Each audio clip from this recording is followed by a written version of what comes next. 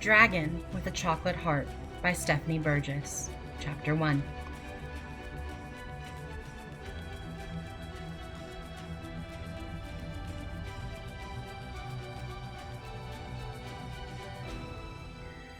I can't say I ever wondered what it felt like to be human, but then my grandfather Grinnet always said it's safer not to talk to your food. And as every dragon knows, humans are the most dangerous kind of meal there is.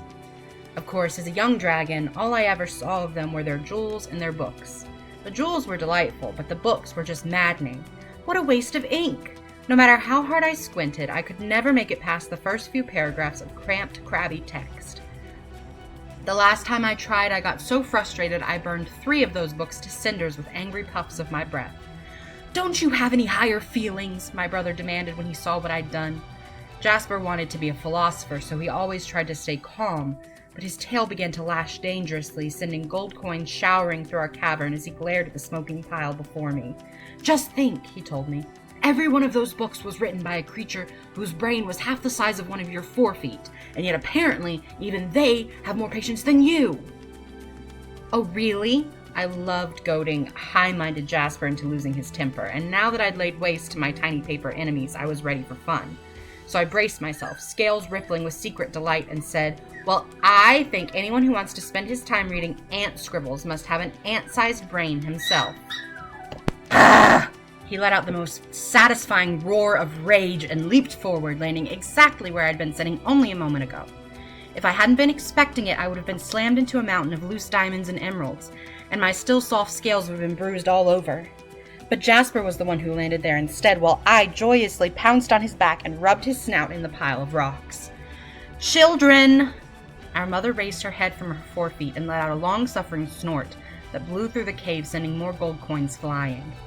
"Some of us are trying to sleep after a long, hard hunt." "I would have helped you hunt," I said, jumping off Jasper, "if you'd let me come." "Your scales haven't hardened enough to withstand even a wolf's bite." Mother's great head sank back down toward her glittering blue and gold feet. "Let alone a bullet or a mage's spell," she added wearily. "In another 30 years, perhaps, when you're nearly grown and ready to fly." "I can't wait another 30 years, I bellowed. My voice echoed around the cave until Grandfather and both of my aunts were calling their own sleepy protests down the long tunnels of our home, but I ignored them. "I can't live cooped up in this mountain forever, going nowhere, doing nothing. Jasper is using his quiet years to teach himself philosophy." Mother's voice no longer sounded weary. It grew cold and hard like a diamond. Her neck stretched higher and higher above me, her giant golden eyes narrowing into dangerous slits, focused solely on me, her disobedient daughter. "Other dragons have found their own passions in literature, history, or mathematics. Tell me, Aventurine, have you managed to find your passion yet?" I ground my teeth together and scratched my front right claws through the pile of gold beneath my feet. "Lessons are boring. I want to explore, and how exactly do you plan to communicate with the creatures you meet on your explorations?" Mother asked sweetly. "Or have you been progressing further with your language studies than I had imagined?" Jasper let out a muffled snicker behind me. I swung around and shot a ball of smoke at him. He let it explode harmlessly in his face, his eyes gleaming with amusement. "I can speak 6 languages already," I muttered as I turned back to Mother. Still, I couldn't quite lift my head to meet her gaze. "By the time she was your age," Mother said, "your sister could speak and write 20. Huh. I didn't dare snort smoke at Mother, but I would have snorted it at Citrine had she been there stuck with us, instead of living far away in her perfectly extraordinary, one-of-a-kind, dragon-sized palace.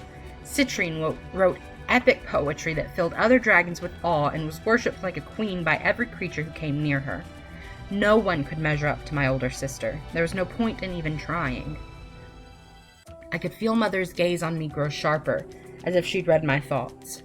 "Language," she said, quoting one of Jasper's favorite philosophers, "is a dragon's greatest power, reaching far beyond the realm of tooth and claw." "I know," I muttered. "Do you really, Aventurine?" Her long neck curved as her massive head swung down to look at me in the eyes. "Because courage is one thing, but recklessness is quite another. You may think yourself a ferocious beast, but outside this mountain you wouldn't survive a day. So you'd better start being grateful that you have older and wiser relatives to look after you." Mother was sleeping deeply only 2 minutes later, her heavy breaths whooshing as calmly and evenly through the cavern as if we'd never even had an argument. "Not a day?" Jasper whispered once she was safely asleep. He shook off the last of the gemstones clinging to his back and grinned at me, showing all of his teeth. "Not an hour, more likely. Not even half an hour, knowing you." I glared at him, mantling my wings.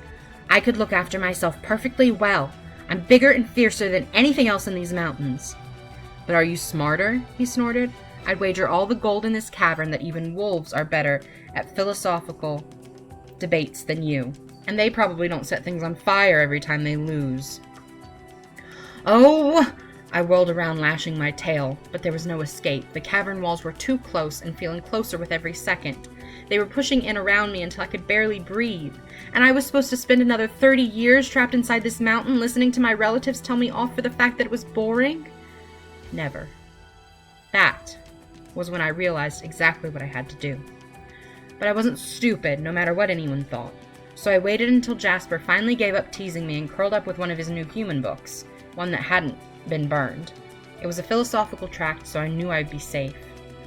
"I'm going on a walk through the tunnels," I told him, when he had flicked the pages 5 times with his claw.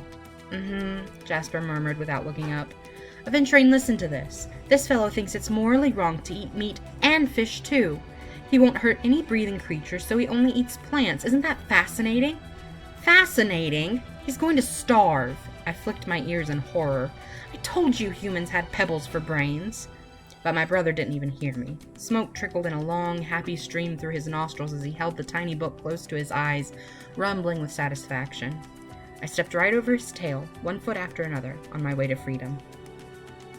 Rattling snores echoed down the long tunnels from the caverns where great-grandfather Granat, Aunt Tourmaline, and Aunt Amarad slept. Luckily, at this time of day, when the sun was at its highest, no one was likely to wake at a few scrambling sounds from the corners of the mountain. Dropping to my belly, I wriggled my way up the side tunnel I discovered 2 years earlier, the one that was too small for any of the grown-ups to use.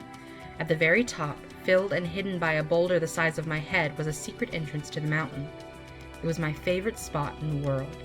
I'd shown Jasper, of course, ages ago, but he almost never visited it. Only when I dragged him there. He was always happiest curled up in our cavern with a book, or scratching out long, wordy treatises with one forepaw dipped in ink.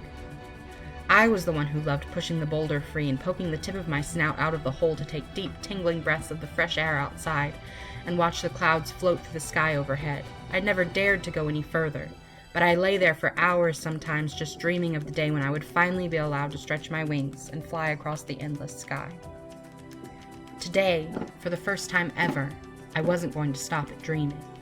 I was going to show Jasper and Mother just how capable I was of taking care of myself. Then the grown-ups would have no excuse to keep me hidden away any longer.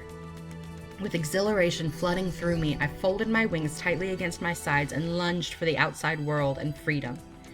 It was harder than I had expected to squeeze out of the hole. My shoulders stuck in the opening until I nearly roared with effort. I had to bite my mouth shut and swallow down choking smoke to keep myself silent. Finally, I forced myself free with an explosive pop.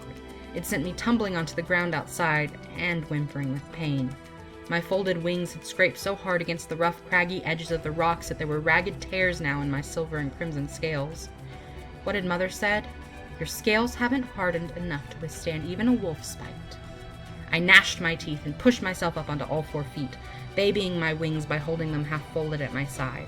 Every breeze that blew across them made me wince, but I growled away the pain.